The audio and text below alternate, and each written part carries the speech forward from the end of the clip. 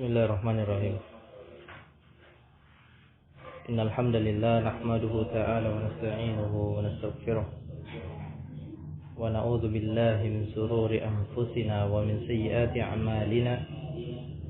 May yahdihillahu fala mudilla lahu wa may yudlil fala hadiya lahu.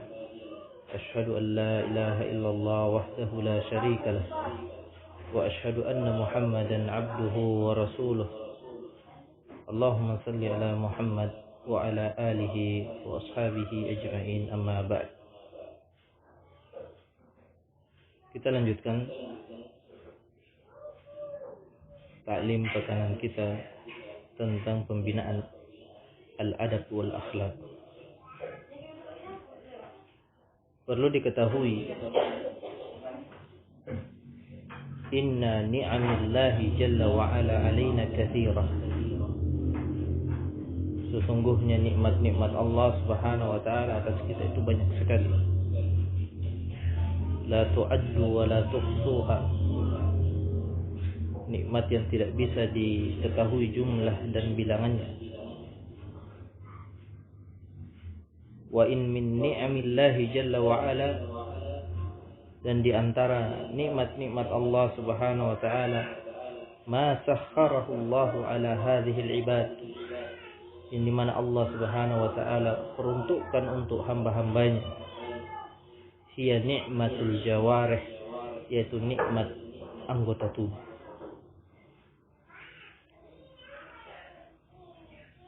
Qala Allah jalla wa ala,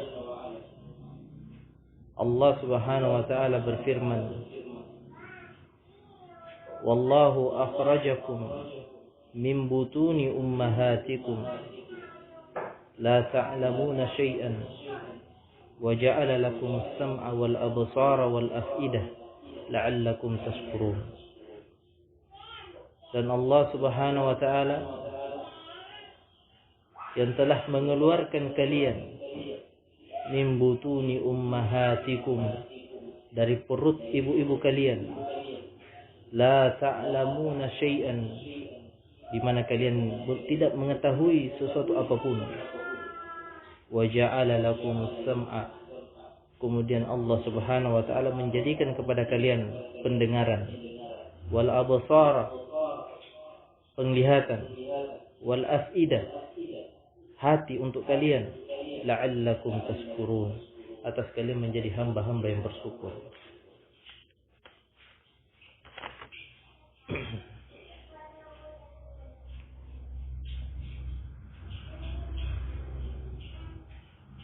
Wa yaqulu Allah jalla wa ala,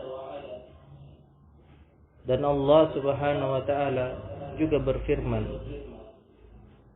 alam naj'al lahu 'ainain wa lisanan wa shafatain wa hadainahum najdain. Bukankah kami menjadikan padanya sepasang mata,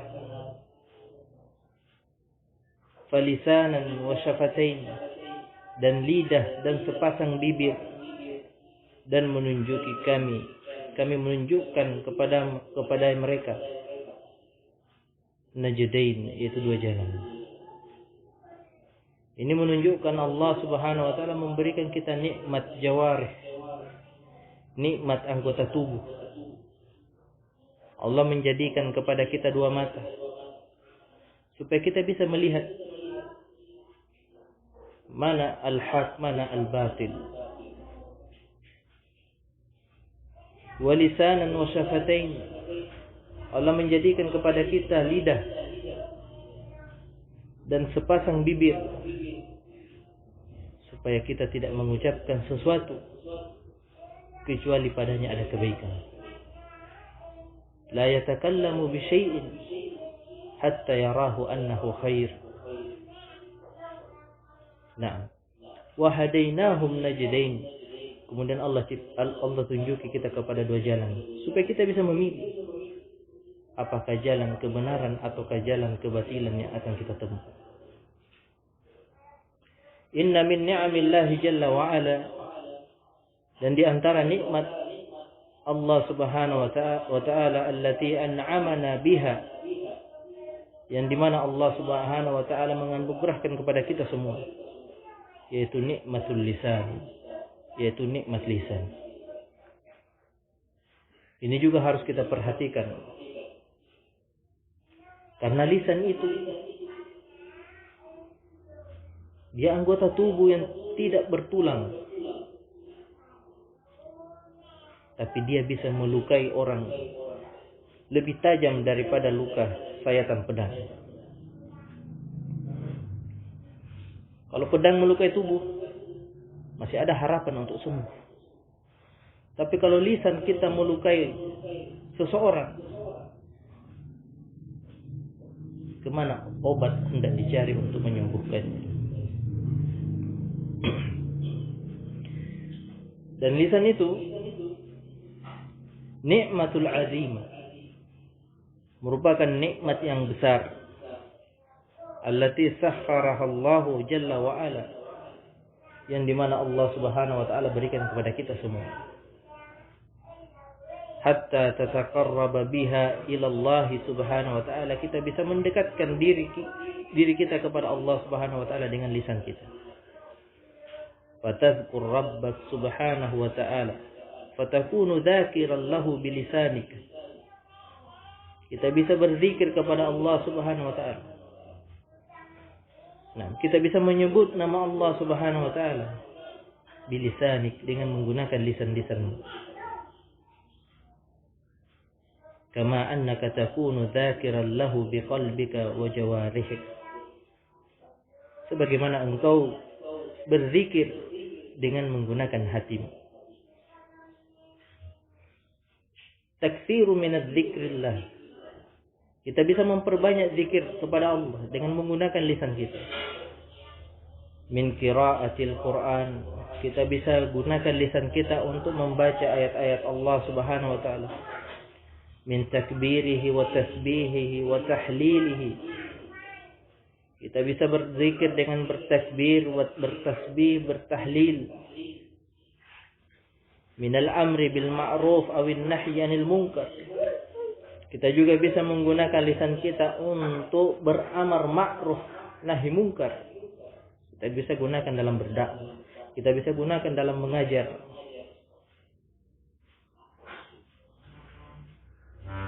Wa ghairu dzalika mimma yuhibbuhu Allah wa yardah, dan yang lain sebagainya dari apa-apa yang dicintai Allah subhanahu wa ta'ala dan diridhai oleh Allah subhanahu wa ta'ala. Jadi lisan itu adalah nikmat yang besar. Nah, karena dengan lisan kita bisa mendekatkan diri kepada Allah subhanahu wa ta'ala. Kita bisa membaca ayat-ayat. Coba bandingkan dengan orang-orang yang tidak bisa bicara. Yang Allah subhanahu wa ta'ala cabut nikmat lisannya, tentu berbeda. Walihada alaika ya ibadallah an tu'addu syukra hadhihi ni'mah. Oleh karena itu, kita sebagai hamba Allah subhanahu wa ta'ala sudah sepatutnya kita harus banyak bersyukur kepada Allah subhanahu wa ta'ala atas nikmat yang besar ini. Bagaimana cara kita bersyukur? Bi ta'atillahi subhanahu wa ta'ala, dengan mentaatinya.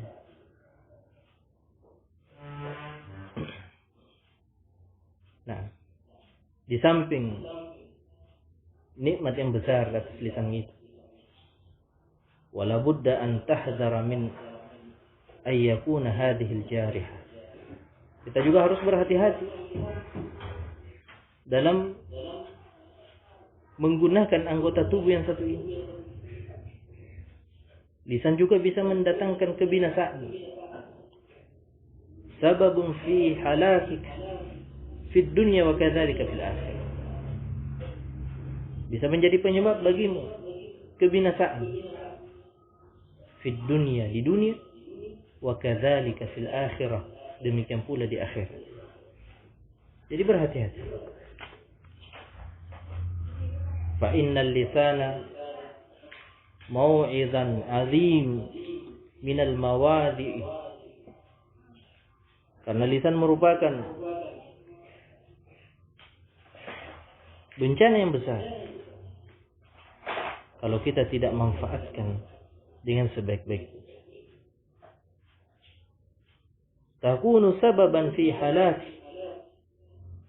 Dia bisa menjadi sebab kebinasaan pemiliknya.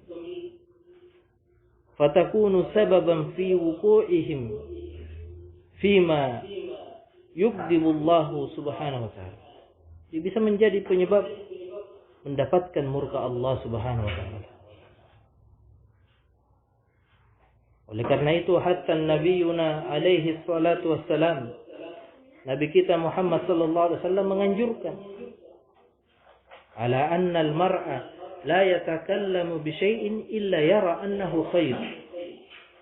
Bahwasanya seseorang itu tidak boleh mengucapkan sesuatu kecuali dia melihat apa yang dia ucapkan adalah kebaikan. Yuqarribuhu ila Allah subhanahu wa ta'ala, yang bisa mendekatkan dia kepada Allah subhanahu wa ta'ala. Wa anna dhalika min kamalil iman inda abdi kama ja'a fis sahihain.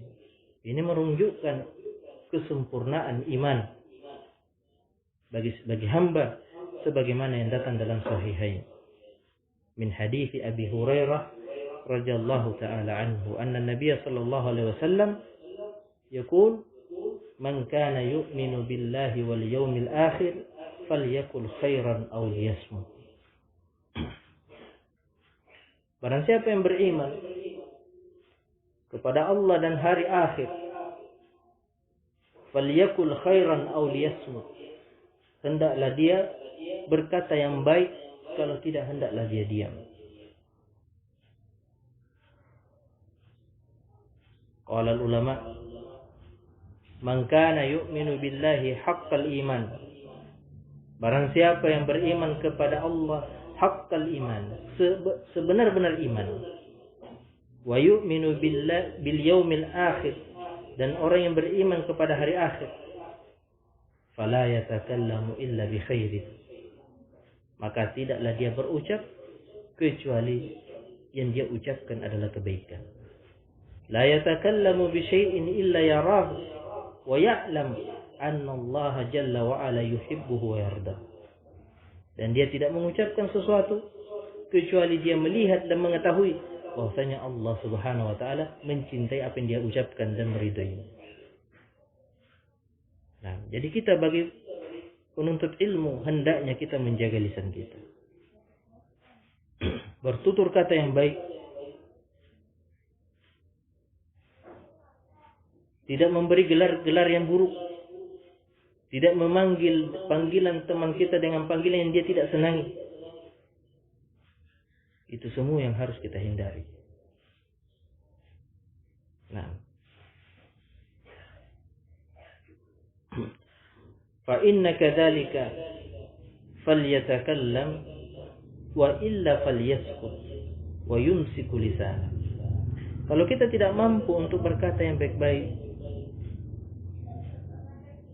falyaskut, maka hendaknya kita diam.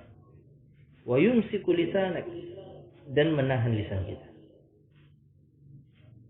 Nah, seperti contoh bergurau, yang dimana gurauannya itu banyak mengandung kedustaan, agar supaya orang tertawa.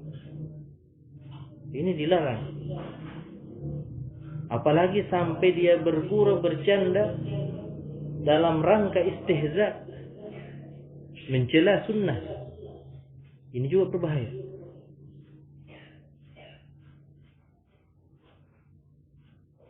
Nah,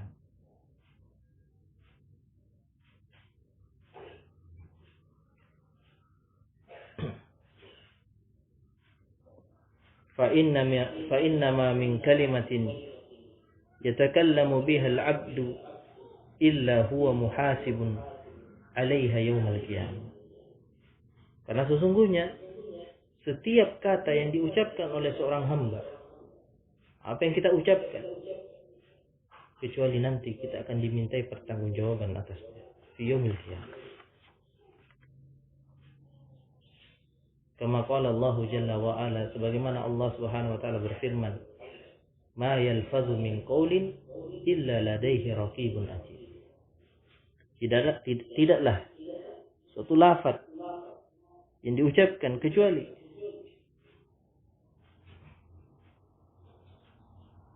ada didekatkan kepadanya malaikat pengawas yang selalu hadir. Jadi raqib itu artinya malaikat pengawas atid yang selalu hadir, yang senantiasa mencatat amalan baik dan amalan buruk kita. Wa kama qala jalla wa ala, sebagaimana juga Allah Subhanahu wa taala berfirman, inna 'alaikum lahafizin kiraman katibin ya'lamuna ma taf'alun. Inna 'alaikum, sesungguhnya bagi kalian, lahafizin, ada malaikat-malaikat yang senantiasa mengawasi. Kiraman katibin, yang mulia di sisi Allah. Katibin, yang mencatat perbuatanmu. Ya'lamuna ma taf'alun, mereka mengetahui apa yang engkau kerjakan. Ini semua tercatat. Apa yang kita lakukan sekarang juga dicatat oleh malaikat. Wa kama qala jalla wa ala, demikian pula Allah Subhanahu wa taala berfirman, wa wudi al-kitab fatara al-mujrimina mushfikina mimma fihi wa yaqulun, dan diletakkanlah kitab, maka orang-orang mujrim, orang-orang yang melakukan kemaksiatan, musyfikin mimma fihi, ketakutan terhadap apa yang tertulis. Karena tatkala kitab itu telah diletakkan, telah mengering tinta dari pena tersebut, maka diperlihatkanlah orang-orang mujrim, mereka ketakutan. Musyfikina mimma fi, mereka ketakutan terhadap apa yang tertulis. Wa yaqulun, kemudian mereka berkata, ya wailatana ma li hadzal kitab la yughadiru saghiratan wala kabiratan illa ahsaha. Aduhai celakalah kami, kitab apakah ini yang tidak meninggalkan yang kecil maupun yang besar, melainkan semua telah tercatat. Tidak ada satupun yang tertinggal. Semua amalan-amalan sampai yang sekecil pun itu dicatat. Wa wajada ma amilu hadiran wa la yudlima rabbuka ahad.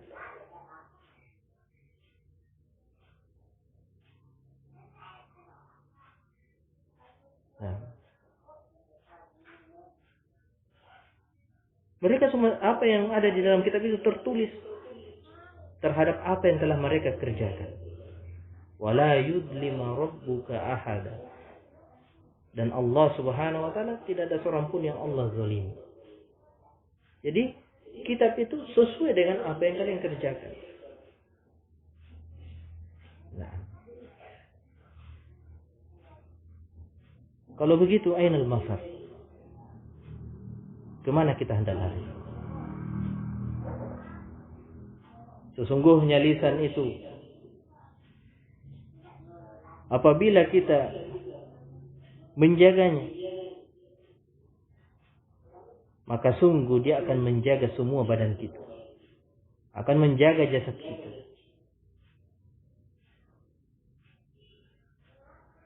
Nah, karena dengan sebab lisan kita bisa semua terkena. Dengan sebab lisan itu, semua anggota tubuh kita akan dibakar oleh Allah Subhanahu wa taala. Oleh karena itu, Rasulullah sallallahu alaihi wasallam menjamin bagi siapa saja yang menjaga lisannya,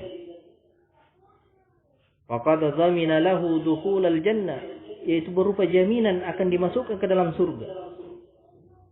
Di sini Rasulullah sallallahu alaihi wasallam memberikan kita jaminan bagi orang yang menjaga lisan. Kama jaa fi sahihain min hadis Sahl ibn Sa'ad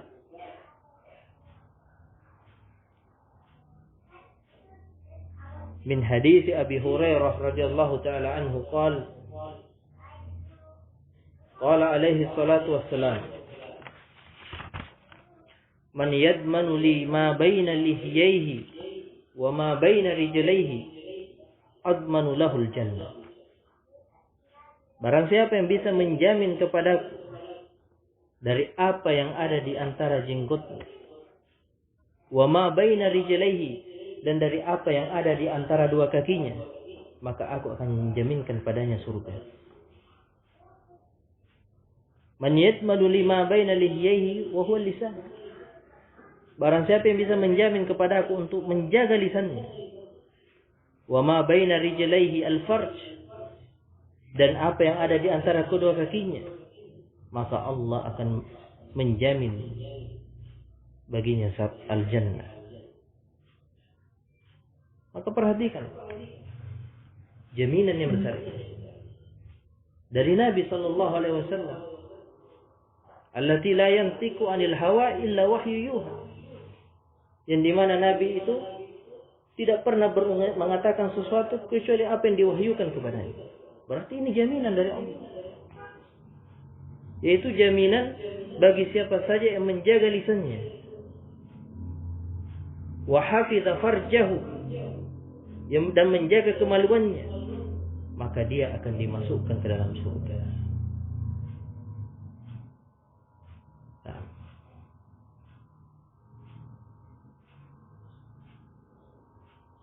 Tapi kebanyakan sekarang, kebanyakan manusia itu tidak peduli terhadap apa yang dia katakan.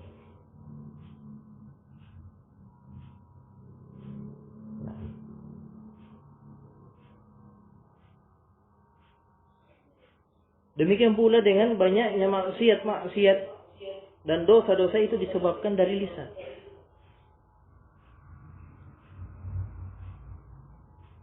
Yaitu contohnya dusta. Al-kadzib minal lisan. Dosa dari dusta itu disebabkan lisan. Wal ghibatu bil lisan. Menggibah itu juga dosa dari lisan. An-namimatu bil lisan.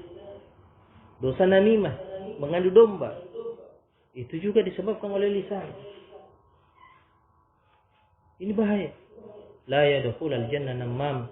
Tidak akan masuk surga bagi orang-orang yang suka melakukan namim, mengadu domba.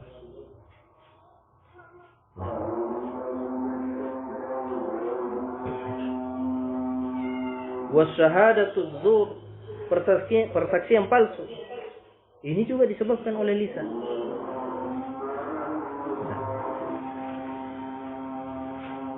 Maka apabila kita menjaga anggota tubuh ini, yaitu lisan, maka kita akan mendapatkan jaminan dari Nabi sallallahu alaihi wasallam, yaitu dimasukkan ke dalam al-jannah.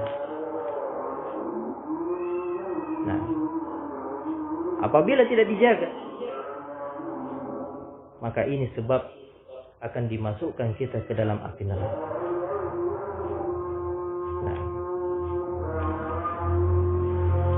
sebagaimana yang datang dari Sunan At-Tirmidzi dari hadis Abu Hurairah radhiyallahu taala anhu, anna Nabiy sallallahu alaihi wasallam su'ila an aktsari ma yudkhilan nas an-nar. Tatkala Nabi sallallahu alaihi wasallam ditanya apa yang menjadi penyebab kebanyakan manusia dimasukkan ke dalam neraka. Ini ditanya kepada Nabi, apa yang menjadi penyebab kebanyakan di antara manusia dimasukkan ke dalam neraka?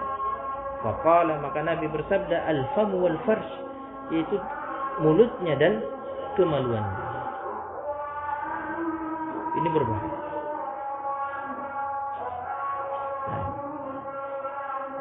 Falihada yang bagi alaik an nuhafidha ala lisani. Maka sudah sepantasnya bagi kita untuk menjaga lisan. Fala tatakallamu bi kalimatin la tulqi laha balan wala tazinuha bi mizati syar' fatakunu sababan fi halak. Jadi hendaknya kalian memperhatikan ucapan-ucapan kalian. Kalau kita tidak memperhatikan ucapan kita, maka ini menjadi penyebab datangnya musibah, kebinasaan bagi kita. Nah. Kemudian yang terakhir, bahaya dari lisan. Sebagaimana yang datang dalam hadis dari Sunan Al-Imam Tirmidzi rahimahullahu taala min hadis Abu Hurairah anna Nabiy sallallahu alaihi wasallam qala li ashabihi. Nabi sallallahu alaihi wasallam bertanya kepada para sahabat, "Atadaruna manil muflis?" Tahukah kalian siapa orang yang bangkrut itu? Nabi tidak lagi mengatakan tahukah kalian siapa orang yang rugi itu.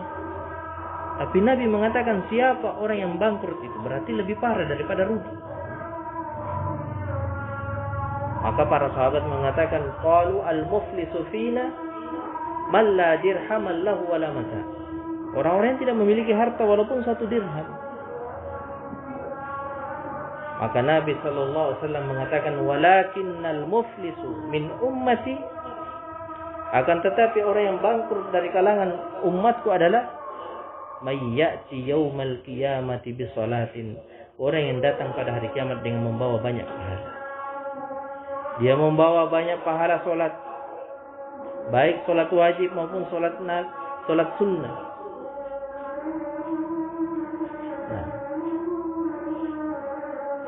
Wa zakatin, dia juga membawa pahala zakat. Wa siyamin, dia juga membawa pahala puasa. Banyak pahala yang dia bawa. Akan tetapi dia membawa satu dosa. Wa ya'ti qad syatama hadha wa kadzafa hadha wa akhadha mala hadha wa daraba hadha. Dia pernah menggibah orang, dia pernah mencela orang, dia pernah memukul orang.